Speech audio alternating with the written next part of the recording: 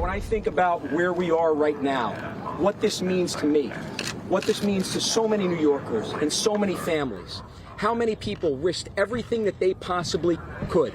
And the first time that they stepped in America, in New York, was right here or right over there on Ellis Island, including my great-grandfather, Rudolpho Giuliani, who in 1895 first stepped foot in the United States of America about 100 yards over this way. They believed what I believe, which is that New York is the land of opportunity. America is the land of opportunity, and New York is what connects the rest of the world to the United States of America. Unfortunately, our leadership over the last 14 months, over the last 10 years, has been doing everything that they possibly can to disincentivize New Yorkers from building their businesses, from building their lives, from educating their children here in New York. Well, under a Governor Giuliani, I can promise all of you this, my fellow New Yorkers. In a Governor Giuliani, you will get somebody who will light the economic furnace of New York. Do what DeWitt Clinton knew when he built the Erie Canal, which was the fact that New York could be the center of commerce in the world again. We will cut taxes, and New York will no longer be the highest tax state in America. We will do everything that we can to cut red tape and deregulate for all of those small businesses who have been crushed over the last 14 months. They need to have a chance. Those who today, in modern day, risk all. We need, as public servants, to make sure that we are serving them and not serving ourselves the way that Andrew Cuomo is doing. I think we've all seen how Andrew Cuomo has served himself. We see $5 million for a book deal.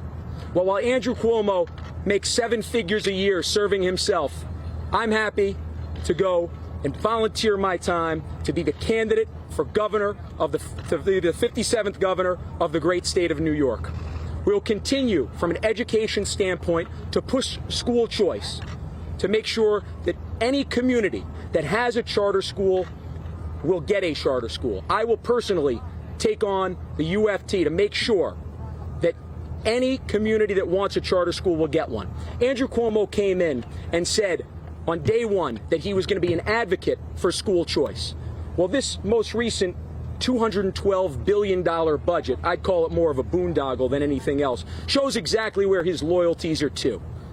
The 460 charter schools that exist in New York State now, that cap remains. There was no progress done there. Instead, the teachers union got a 15% raise. Well, you know what, ladies and gentlemen?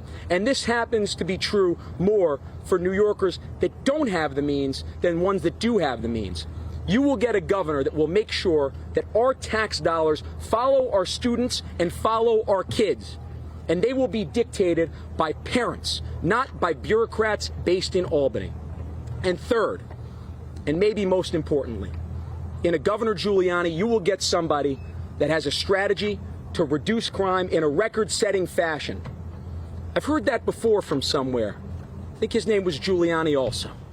The truth is, all right, talking about crime in New York, which is going to get a lot of attention from a lot of folks because crime has risen dramatically in New York. Taxes, the handling of COVID, all of that. That's Andrew Giuliani, the son of Rudy Giuliani, who obviously was one of the most famous mayors of New York during and after 9/11.